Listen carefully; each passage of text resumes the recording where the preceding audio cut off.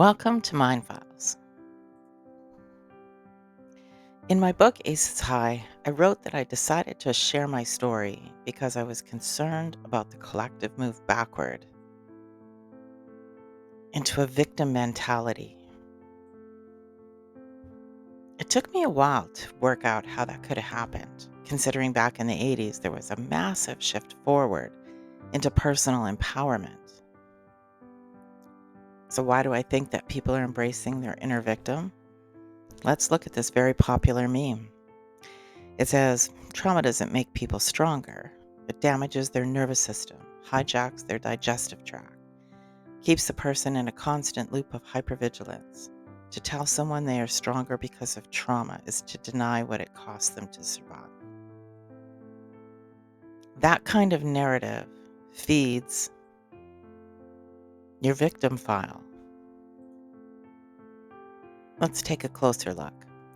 The first sentence says it damages your nervous system, which for the person who did experience abuse, dysfunction, or trauma translates to a statement that says, my nervous system is damaged.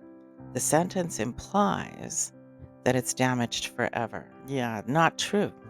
The nervous system becomes dysregulated through repetitive fight or flight scenarios or experiences. However, dysregulation can be healed through learning how to bring your heart and your brain, the main organ in your nervous system, into coherence. The next sentence says it hijacks their digestive tract. Well, first off, whoever came up with this popular meme didn't really know what they were talking about. We don't have a raceway in our gut.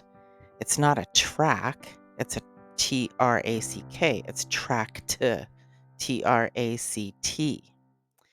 Anyway, again, partly true.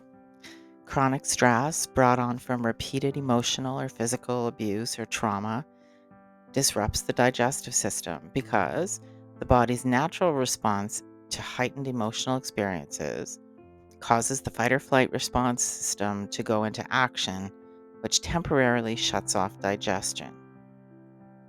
But it's not the events themselves that create the long-term digestive issues.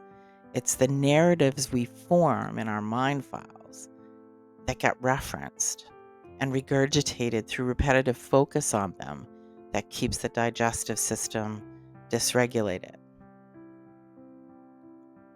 When we review and reassess that mind file, that might result in learning the importance of emotional regulation skills and which foods nourish the body rather than punish it.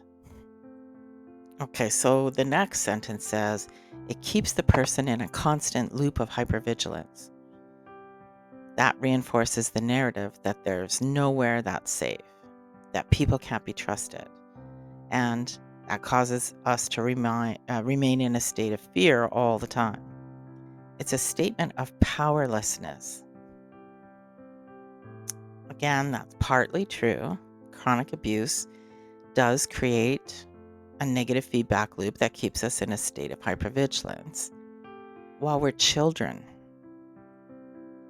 But eventually, we reach an age where we have the opportunity to learn how to step out of that negative feedback loop and regain our personal power.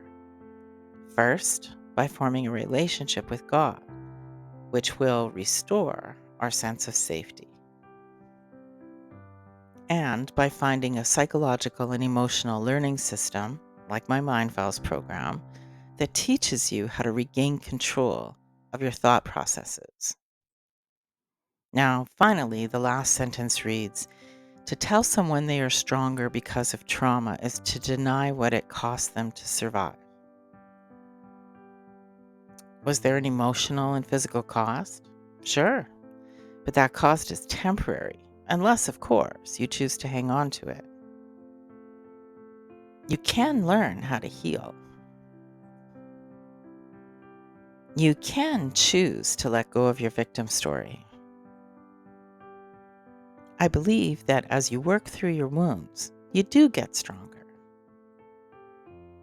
Your past doesn't have to hold you hostage. You can have a long and healthy life and happy life All you have to do is choose you. Tell me what you think. Let me know your thoughts. Leave a comment. Don't forget to hit that thumbs up and subscribe to this channel so you don't miss anything. Thanks for stopping by. We'll see you next time.